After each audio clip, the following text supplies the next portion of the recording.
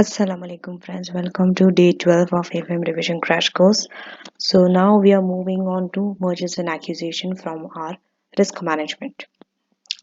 In day 11 previously, I was doing interest rate risk management. Now we move on to acquisition. So day 12 and day 13 will be on acquisition and merger. So let's start. And this is a big topic. Okay, and mostly this question, acquisition and merger, comes as a 50 marks question in your section A. So you need to pay very careful attention to this topic. So we are going to go through the types of mergers, organic growth versus growth by acquisition, acquiring companies, corporate and competitive aspects of mergers. Synergy, what are the types of synergies? Causes of failure, why does acquisition fail? Regulation of takeovers. Okay, so in acquisition and merger, you just cannot go and acquire another company just as you wish. There are some regulations. Defense against takeovers. How to protect yourself from being taken over by another company. Financing of mergers. How mergers are financed. Evaluating a share for share exchange. Okay, so when we go for acquisition, we don't always pay in cash. Sometimes we go for share exchange. Okay, the reason why it is as a separate topic compared to other types of finances, because students struggle in this share for share exchange. They don't know how to calculate number of shares. They don't know the impact of this on the financial statement. So let's start with the past exam. As you can see that this is spread across all the type of questions. 1, 2, 3. Mostly you can see it is question number 1. Okay. Whether it is reverse takeover, whether it is discussion of regulation, whether it is the defense, consideration on accusation, the synergies, right? Question 1 and 3. So this has a mixed. It can come as a 50 marks question or it can come as a 25 marks question, but it will come. There is no doubt. Okay. Because if you carefully just see, every year it comes. Every year. Acquisition merger. Either as a 50 marks, either as a 25, but it will come.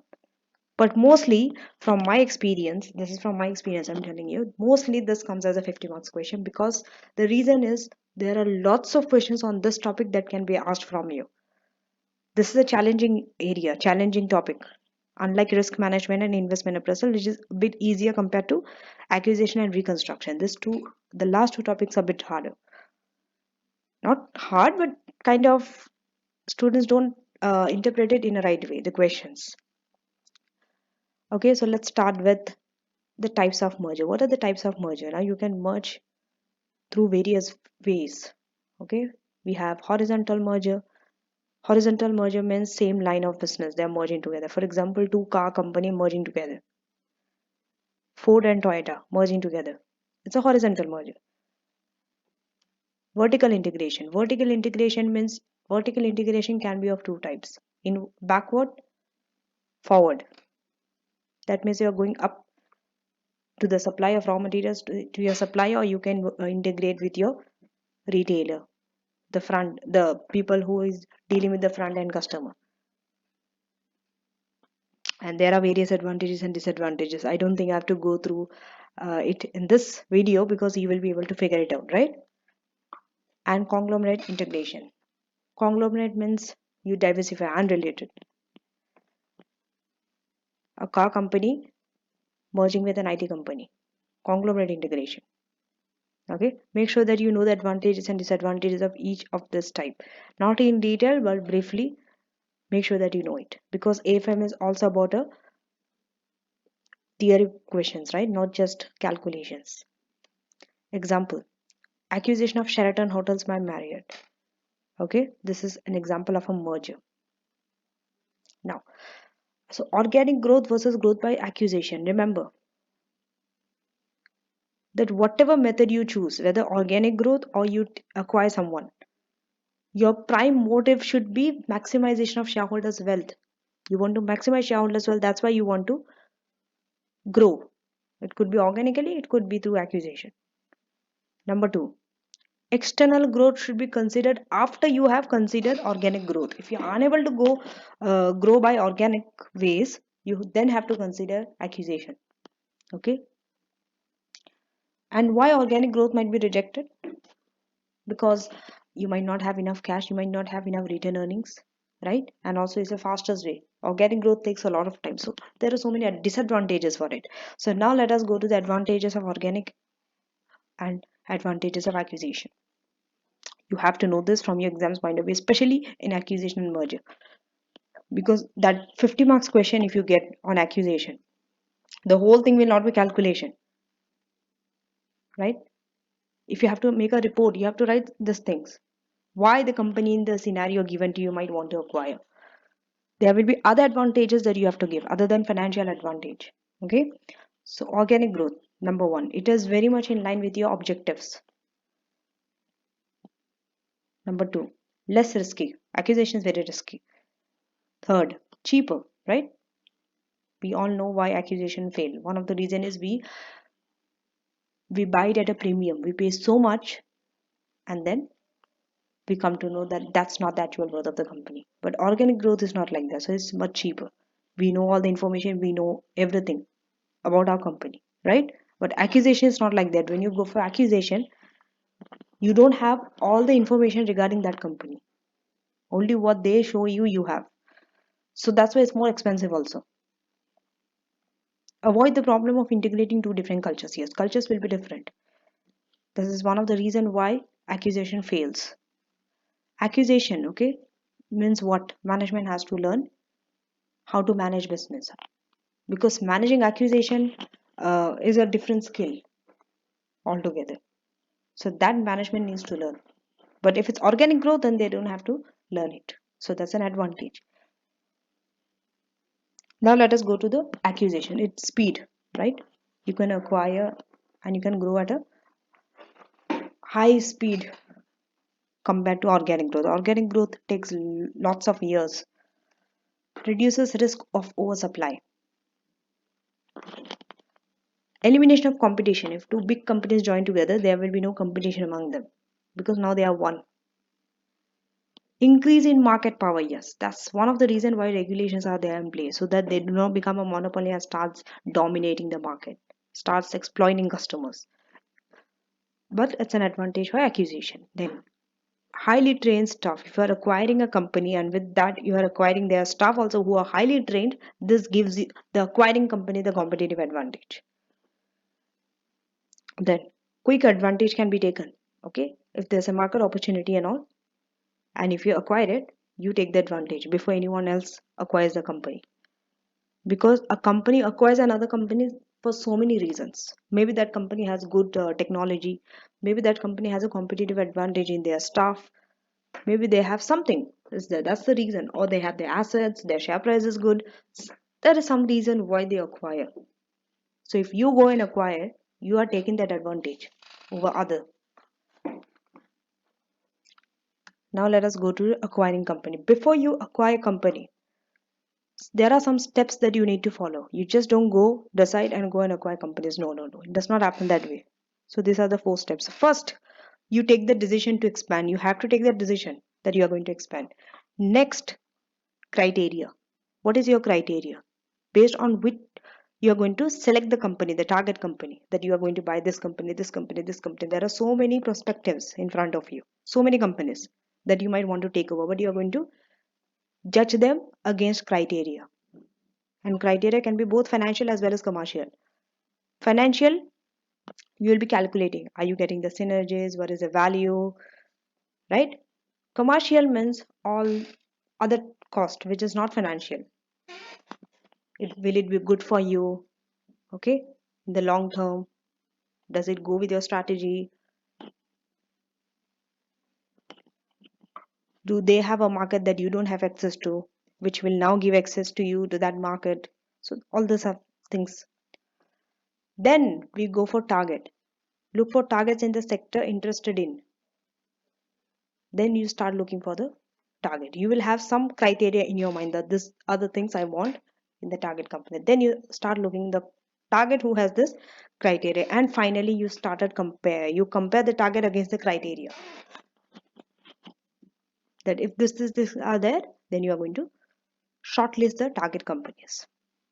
Now, corporate and competitive aspects of merger. There are so many aspects of merger. Number one, companies need to consider these various aspects on acquisition. Number one is impact on the board structure and likely board hostility.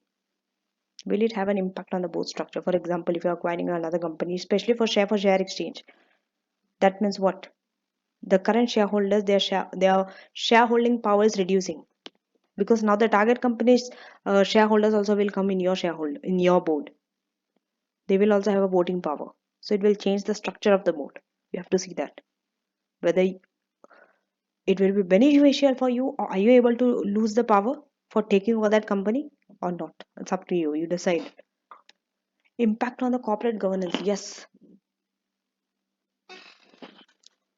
are they having the proper internal control? Are their staff properly trained? Are they involved in any fraud, their employees and staff? Because if you're going to take over them, right, it's going to affect your reputation as well. Culture differences. Yes, if culture is totally different of the target company and the acquiring company, it's very hard to combine the two. For example, your system, your operation might be different to the target company. So these things you have to take into consideration. Loss of key personnel from target company. Yes, if you're acquiring a company, maybe that company's staff might go, and those might be key personnel, very key people, right? Capital structure of the combined entity might change, your debt and equity, right? So this can have an impact on your financial risk, your gearing ratio changes. Because in order to take that accusation, to finance that accusation, you might be taking so much of debt. So if you're taking too much of debt increases, gearing ratio increases, and financial risk also increases. This will have an impact on the combined entity, okay? And the role of regulation, yes. You have to see the role of the government, the regulation, how regulated it is. Because government does not allow every acquisition merger to take place. They might stop some, depending on the depending on your conditions and all. They'll be looking at the scenario you are in, and then they will give a decision whether are you manipulating your power or not. So they will see all these things and then they will make a decision. Now, synergies. What are the source of synergies? Main for your exams purpose, this area is very important. There are three sources of synergy. Number one is revenue. Okay, and revenue synergies is often hard to measure also. Okay, revenue synergies means in the future the revenue that you're going to get, the cash flow, right? The market power and the complementary resources, because now you can use their resources, their staff, their technology. Without you building it on your own, building your technology, it's so expensive. Rather than you take their technology and both of you can now use complementary resources. Market power will increase, right? So this all are examples of revenue synergies. Second is cost synergy. Cost means your economies of scale. You will achieve economies of scale because now both of you are combined, you can produce at a less cost, right? And also elimination of inefficiency. Duplication will reduce. You don't have to do a thing twice. You can remove some of the people.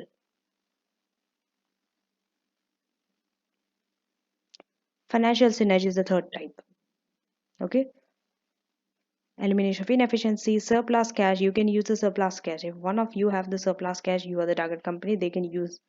Risk diversification. Risk can be diversified. And bootstrapping.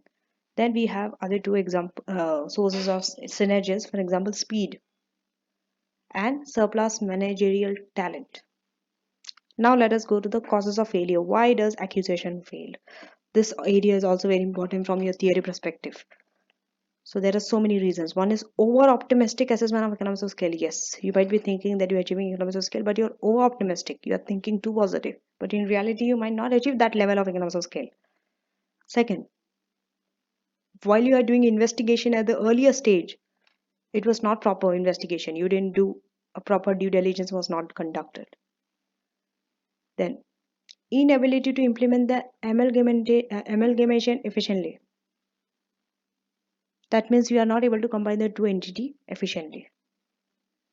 insufficient appreciation of the personal problems which will arise. Okay, this is relating to the staff and all. The two staff might have problems with each other, working with each other, because their cultures might be different, the way they work might be different. So all these reasons are the causes of failure.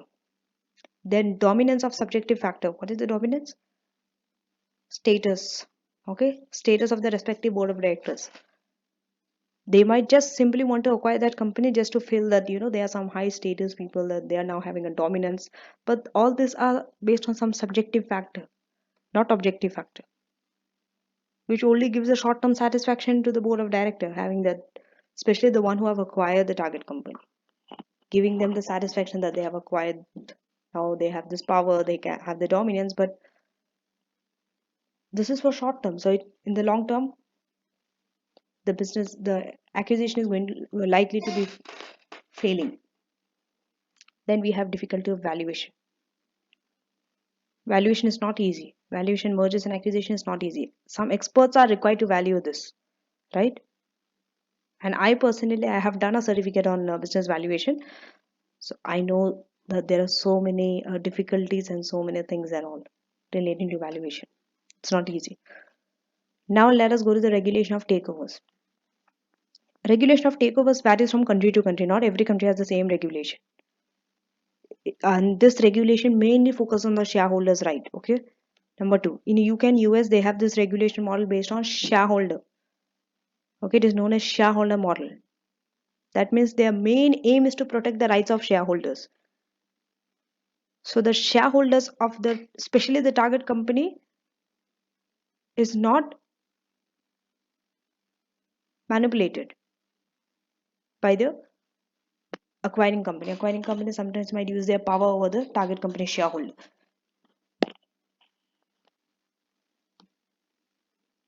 Then European model. There's another model which is known as European model. All these models and all you don't have to understand. I mean, you don't, for the exams point of view, you don't have to know all this, but just briefly, I'm giving here to show you the difference between the two types of regulation. Okay, so European model focuses on stakeholder. That means all stakeholder has to be protected.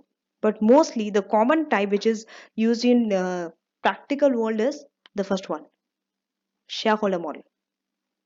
Okay. Then we have defenses against takeovers. This is highly examinable in your exam. You need to know this different techniques of defending yourself from takeover, such as you can maximize the share price. Pre-offer, post-offer. What do you mean by pre-offer, post-offer? One is before the accusation, before that offer. The other one is post-offer, after the accusation. Okay, you can take this, means after that offer has been given for accusation, you can do. So maximize share price, clear strategy, right? You can have some clear strategy. Communication, you can do communicate, saying that you don't want this takeover to take place. The managers usually, they try to defend takeovers because they're scared, right, that they might lose their jobs and all. Strategic shareholdings, defense document, press contact, white knight defense, Pac-Man, crown jewel. These are some defenses that are used against takeover. Okay, and make sure that you know the meaning, especially the last three: white knight defense, Pac-Man, crown jewel. Then we have another one which is poison pill. There are so many others are there, so you can just have a brief understanding of it from your textbook. That shall be enough. Mostly you should be able to explain the different types of defense mechanism against takeover and how do you defend yourself using those method. That's the only thing that they can ask from this area. Then we have financing of merger. How do you finance merger? There are various methods that you can finance your merger. This is also a very important area. So the purchase price, you can acquire a company either by through shares, through cash, or combination of both cash and share. You must have seen lots of exam questions on this area, right? Then when it comes to issue of share, okay, Most people think that it's not expensive, it's cheap. You're not paying anything in cash, you don't need immediate amount of cash. No, it's not. It's not. It is also equally expensive like cash or debt. How? Because in order to, when you are issuing shares, what happens? Your number of share changes, right? Your number of shares are reduced. The acquiring company share reduces. So what happens? Capital structure changes, right? Capital structure changes. So because of capital structure changes, gearing ratio changes, your WACC changes. So all this thing changes. WACC might increase, right? Then don't forget it in exam to consider the position of shareholders. Very important. Shareholders in both the predator and the target company. Predator is the one who is acquiring. Unless stated otherwise. Okay, whether they state or not, you have to give the position of shareholder under both, in both the company. And these are few things that you need to write about. For example, share price, EPS, price earning ratio, dividend cover, both before and after the proposed merger. These are the calculations that you can do. Next, financing available for cash-based acquisition can come from when you're going for the cash. You can get this cash from various ways. For example, number one, from retained earnings. Number two, debt. You can take a loan and get the cash. Take a loan and pay the target company and acquire it. But you have to pay the debt to the bank. You are getting the cash in form of debt. Then sale of existing assets. Sell your existing asset and get the cash. Share issue. Right issue. A mixture of the above. You might use mixture of two or three together, not just one completely. Mezzanine finance. Mezzanine finance means have the features of both debt and equity. You can read more about mezzanine finance in your textbook. Then all topics in this area are highly examinable. That means you need to know this. Especially how do you finance merger and how to calculate the value of the shareholder, how to value the company before acquisition, after acquisition. These things are very important, and also your defense mechanisms against takeover. Now let us go for share exchange. So in share exchange, we know that share changes, right? Number of share changes. So what you need to do, and this is the last part also of today's video. You first value the acquiring company and calculate the value of share in that company as an independent entity. That means you are not including anything with it, only the value of the acquiring company before acquisition. Then you are doing the same thing for the target company, valuing their company but before acquisition. Third, calculate the value of the combined company. These are the steps you need to follow. Okay, first the acquiring company valuation, target company's valuation, then the combined company's valuation. How do you do that? The formula is this. From your first two steps, you already got the value of the acquiring company, you already got the value of the target company. Synergy benefit will be given to you, so add it and get the value of the combined company. Third, calculate the number of shares post integration. You have to find the number of shares also. Remember, for share exchange, number of share changes, but it's not for cash exchange. If you are going for cash exchange, it will not have an impact on your number of shares. That will remain same. Only when share exchange, then only you have to calculate this number of shares after integration. That means after acquisition, because it changes. So how do you calculate? The formulas here. First, you take the number of shares originally in the acquirer company. That means before the acquisition, what the number of shares that the acquirer company has, plus the share that they have issued to the target company. That they have issued to the target company. Don't take the target company share before acquisition and add. No.